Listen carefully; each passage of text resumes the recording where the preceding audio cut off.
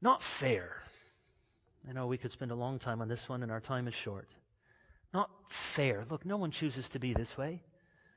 How can you consign the people that I love? How can you consign people like me to a life of being lonely and unloved? Why would God want me to be so miserable when I feel so fulfilled and fruitful when I embrace these desires?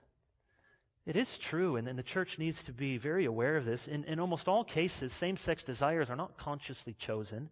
There are people who have a time of experimentation, but most people don't wake up and say, I think I'll be attracted to the person of the same sex. They come unbidden.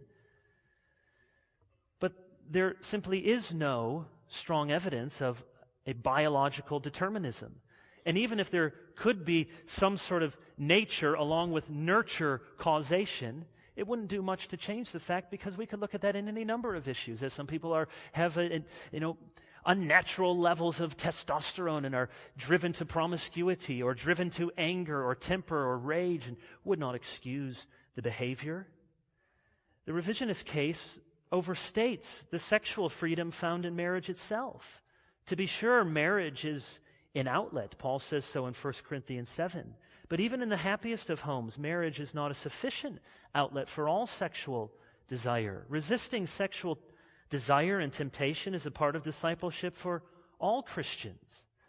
And if we were to cede that it is not fair argument, the logic would prove too much. If chastity is too much to ask of the person with same-sex desires, it is too much to ask of the person with heterosexual desires, who may be single through no fault or no real choice of their own. The single Christian woman who cannot find a husband, the godly man whose wife is paralyzed at 30 years old, and to death do us part, they remain together, though there's no sexual intimacy possible. How many of their dreams may go unfulfilled? It's not at all to make light of the burdens that our brothers and sisters with same-sex attractions bear. And it is not to let ourselves off the hook when we make the nuclear family an idol in our church. I had somebody on the revisionist side say to me one time, we were sort of speaking opposite on this issue, and he said, well, you had some good arguments, Kevin, but really, what are you going to say to people, to gays and lesbians, that their whole life they need to be lonely, miserable, they can never have a hug, they can never touch anyone, they can never have a roommate, they can never have a meaningful relationship? I was very young at the time. I don't know what my response was, but now I would say, oh, shame on us if that's what we can consign people to when they're single. For anyone who is single, we need to elevate Jesus and Paul and the gospel opportunities and not make light of the challenges or difficulties. So yes, the church has work to do, but the work to do is not to make the argument that our own sense of is then becomes what is ought. Sins are not made acceptable because they feel quite natural to those who do them.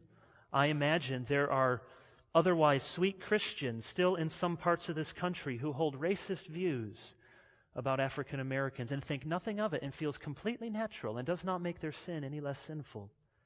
The good fruit that Jesus talks about in Matthew 7 in the Sermon on the Mount is not a reference to a sense of satisfaction or your perceived ministry effectiveness or your own degree of what you consider to be human flourishing.